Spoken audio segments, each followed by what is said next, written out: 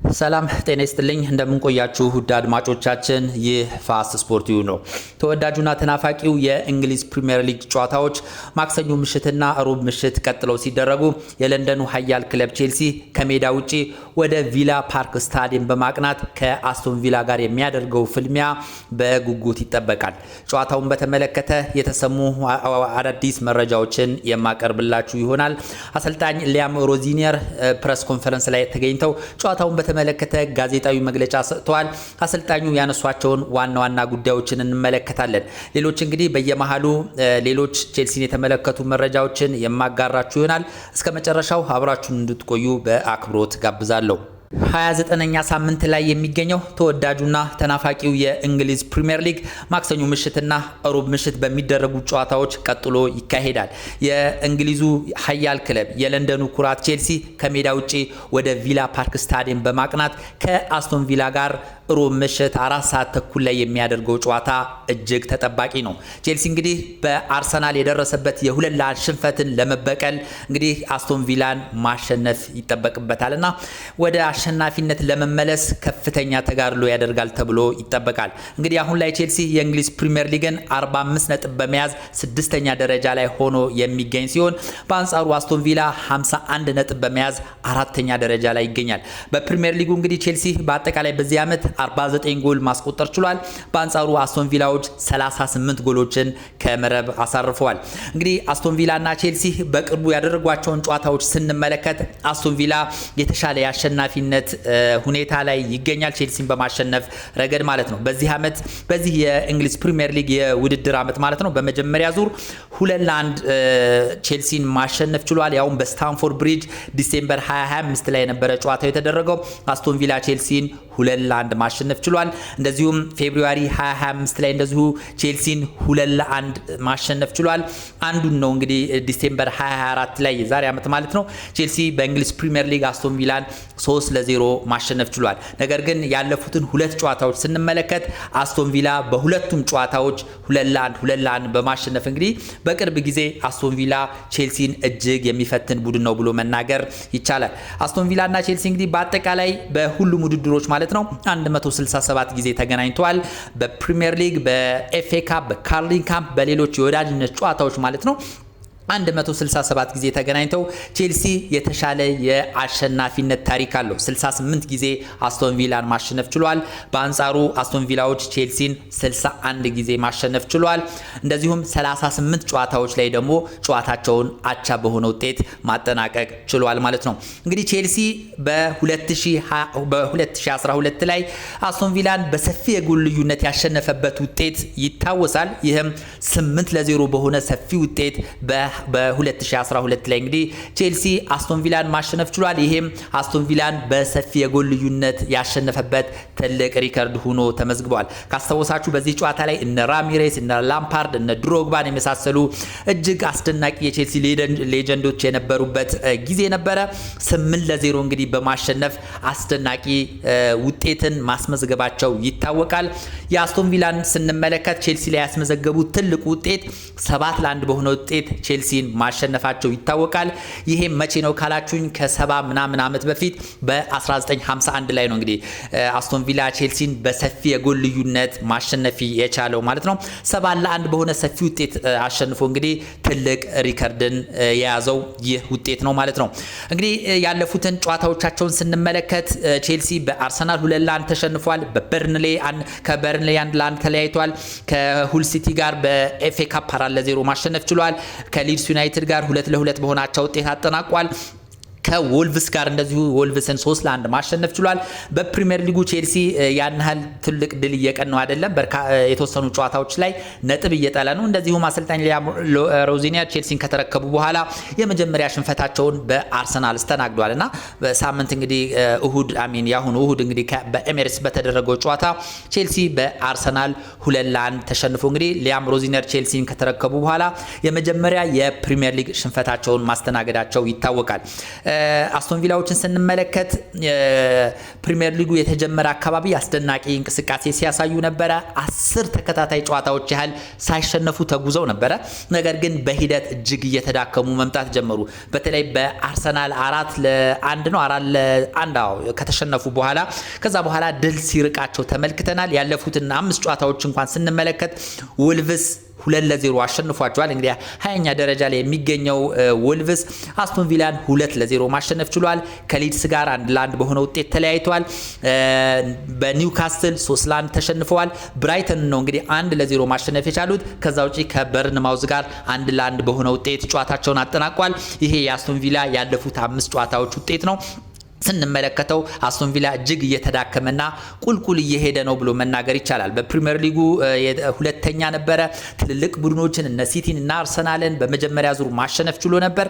ነገር ግን በሂደት እየተዳከመ መጥቶ የሁለተኛ ደረጃን የሶስተኛ ደረጃን ለማንቸስተር ዩናይትድ አስረክቦ እንግዲህ አሁን ላይ 51 ነጥብ በመያዝ 4ኛ ደረጃ ላይ ተቀምጧል ማለት ነው። ለዋንጫ የሚፎካከርና ለዋንጫ የሚፈራ ቲም ነበር። ነገር ግን እንግዲህ በሂደት ቡድኑ እየሾቀ መምጣቱ ከዋንጫ እንዲርቅና ቶፕ ፎርም ሆኖ ለማጠናቀቅ እየተንገዳገደ ያለበት ሁኔታ ላይ የሚገኘው ቼልሲ እየተዳከመ መምጣቱ ሊቨርፑልም ወጣ ገባ የሆነ አቋም ማሳየቱን ተከትሎ ነው እንጂ ከዚህም በታች እንግዲህ ወደ ታች ሊወርድ የሚችልበት እድል ነበረ።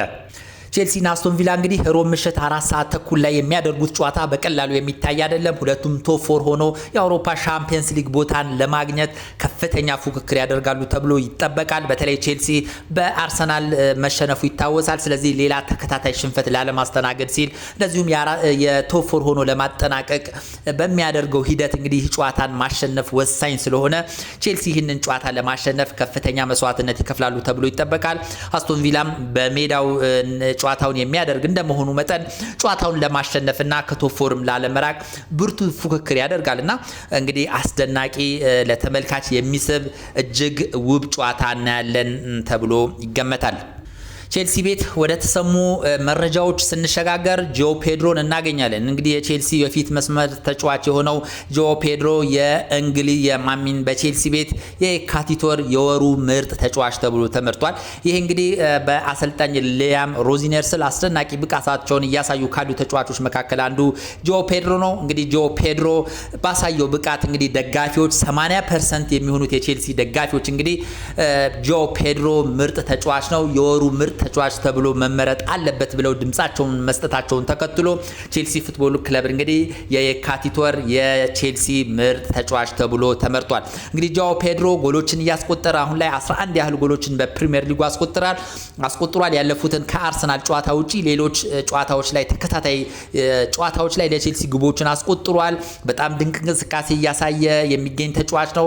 አብዛኞቹ የቼልሲ ተጫዋቾች እንግዲህ እየተዳከሙ ባሉበት በአሁን ሰዓት እንግዲህ ብቻውን ከፍተኛ ጥረት በማድረግ ጎሎችን በማስቆጠር ወደ ኋላ ተመልሶ አማካዮችና ተከላካዮችን በማገዝ ረገድ አሁን ላይ ቼልሲ ላይ ቁልፍ ከሚባሉ ተጫዋቾች አንዱ ነው። እንግዲህ ይህን የተመለከቱ የቼልሲ ደጋፊዎች ልጁን የካቲት ወር የቼልሲ ምርጥ ተጫዋች ብለው መርጠውታልና ይሄ እንግዲህ ቼልሲ ቤት የተሰማው ዜና ነው። ሌላው እንግዲህ አሰልጣኝ ሊያም ሮዚነር ፕሬስ ኮንፈረንስ ላይ ተገኝተው ጨዋታውን በተመለከተ ማብራሪያ ሰጥተዋል። ሮብ ምሽት 4 ሰዓት ከ30 ላይ ከአስቶን ቪላ ጋር በሚደረገው ጨዋታ ላይ ስለ ተጫዋቾች ጉዳት አጠቃላይ ቼልሲን በተመለከተ ጋዜጣዊ መግለጫ ሰጥቷልና አሰልጣኙ ያነሷቸውን ጉዳዮች እንመልከት። ስለ ፓልመር ሐሳባቸውን ገልጸዋል። ፓልመር መጠነኛ ጉዳት አጋጥሞት ነበረ። ነገር ግን አሁን ላይ ጉዳቱ ከፍተኛ ባለመሆኑ ወደ ልምምድ ተመልሶ ከቼልሲ ጋር ልምምድ ሰርቷል። ስለዚህ ከአስቶን ቪላ ጋር በሚደረገው ጨዋታ በቋሚነት የሚሰለፍበት እድል እንዳለ ተናግሯል። እንግዲህ ከአርሰናል ጋር በነበረው ጨዋታ መጠነኛ ጉዳት አጋጥሞት የተወሰኑ ጨዋታዎች ሊያመልጡት ይችላሉ የሚሉ ዜናዎች ነበሩ። ነገር ግን ሊያም ሮዚነር ያጋጠመው ጉዳት ዝቅተኛ ነው። ከአስቶን ቪላ በሚኖረው ጨዋታ ላይ ይሰለፋል ሲሉ ማረጋገጫ ሰጥተዋል። ሌላው እንግዲህ የተናገሩት ብዙ የቼልሲ ደጋፊዎችን ያስደሰተው ዜና ስለ ኩኩሪያ ያወሩት ነው። ኩኩሪያ አገግሞ ልምምድ መስራት ጀምሯል።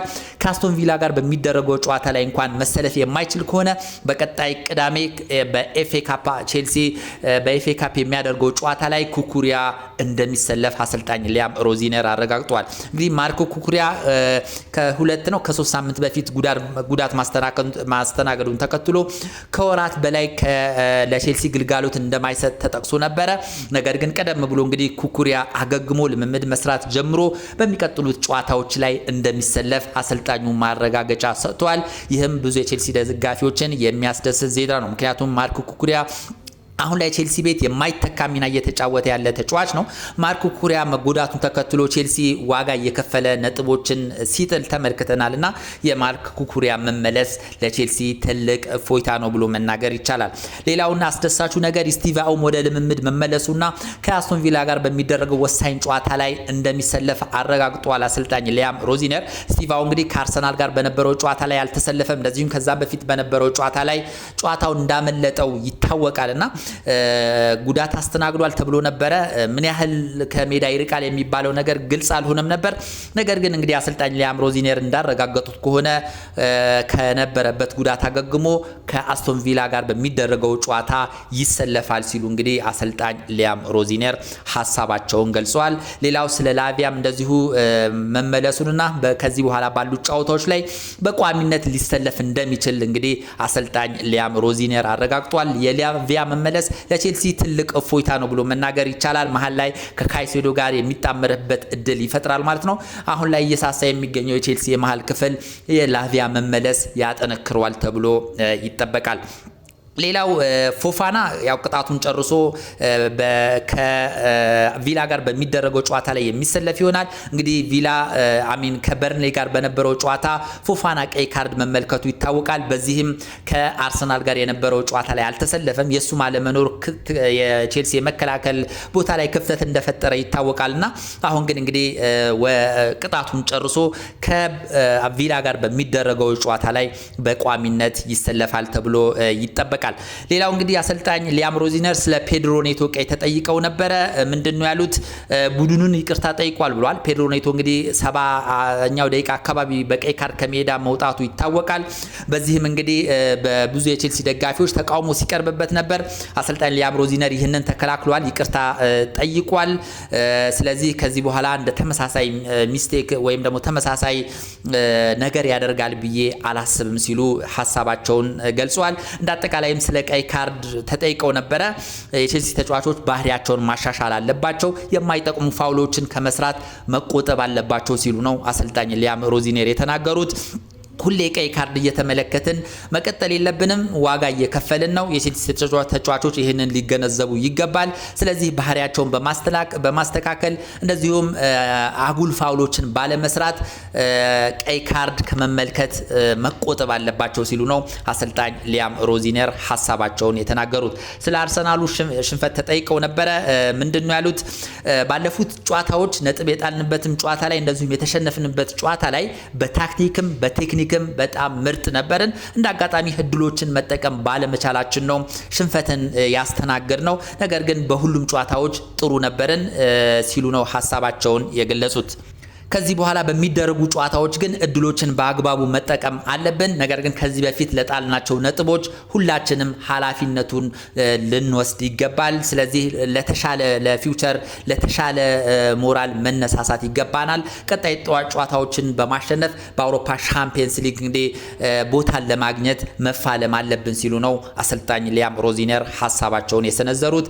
ሌላው በኮርና ኳስ ጎል ስለመግባቱ እንደዚሁ ተጠይቀው ነበረ። ያጋጥማል ብለዋል። እንግዲህ ከአርሰናል ጋር በተደረገው ጨዋታ ቼልሲ 2-1 በተሸነፈበት ጨዋታ ማለት ነው ሁለት የኮርና ኳሶች ነበር የተቆጠረበት። ይህ ለምን ሆነ ተብሎ ነበር የተጠየቁት። እንግዲህ ያጋጥማል ብለዋል። ነገር ግን እንደዚህ አይነት የቆሙ ኳሶች እንዳይገባብን ከዚህ በኋላ ጠንክረን መስራት ይገባናል ሲሉ ነው አሰልጣኝ ሊያም ሮዚነር ሐሳባቸውን የሰነዘሩት። ሌላው ስለ አስቶን ቪላም እንደዚሁ ሐሳባቸውን ተናግሯል። አስቶን ቪላ በጣም ምርጥ ቲም ነው። በጣም የማጥቃት ስትራቴጂን የሚከተልና የማጥቃት ብቃት ያላቸው ብዙ አጥቂዎች ያሉበት ድንቅ ቡድን ነው። ነገር ግን እኛም ወደ ሜዳ የምንገባው ጨዋታውን ለማሸነፍ ነው። ይህንን ጨዋታ አሸንፈን እንግዲህ ነጥባችን ከፍ በማድረግ በአውሮፓ ሻምፒየንስ ሊግ ለመሳተፍ የሚያስችለንን ውጤት ለመያዝ ጥረት እናደርጋለን ሲሉ ነው እንግዲህ አሰልጣኝ ሊያም ሮዚነር ሐሳባቸውን የሰነዘሩት። ሌሎች በርካታ ጥያቄዎች ተነስተውላቸውም ሐሳባቸውን ገልጿል። እንግዲህ ዋና አሰልጣኝ ሊያም ሮዚነር ያነሷቸው ጉዳዮች እነዚህ ነበሩ። እንግዲህ ሮብ ምሽት 4:30 ላይ በቪላ ፓርክ ስታዲየም ከአስቶን ቪላ ጋር ቼልሲ የሚያደርገው ጨዋታ ምን ያስመለክተናል የሚለውን ጉዳይ የሚጠበቅ ነው። ከአርሰናል ጋር 2-1 መሸነፉን ተከትሎ እንግዲህ ቀጣይ ያለበት ጨዋታ አጣብቂኝ ውስጥ ሊከተው ይችላል የሚሉ ሀሳቦች እየተሰነዘሩ ይገኛሉ። ነገር ግን ቼልሲ እንግዲህ 2 ተከታታይ ጨዋታም ላለመሸነፍ ብርቱ ፉክክር በማድረግ ጨዋታውን አሸንፎ የሚወጣበትም እድል ሊኖራል የሚሉ ሀሳቦችም የተሰነዘሩ ይገኛሉና በዚህ ጨዋታ እንግዲህ ቼልሲ ምን ያሳየናል፣ በውጤቱስ ምን ይመዘገባል የሚለው ጉዳይ እንግዲህ የሚጠበቅ ይሆናል ማለት ነው። እንግዲህ በአጠቃላይ ቼልሲን የተመለከቱ ዋና ዋና መረጃዎች እነዚህ ነበሩ። ስለነበረን ቆይታ እጅግ አድርጌ አመሰግናለሁ። መልካም ጊዜ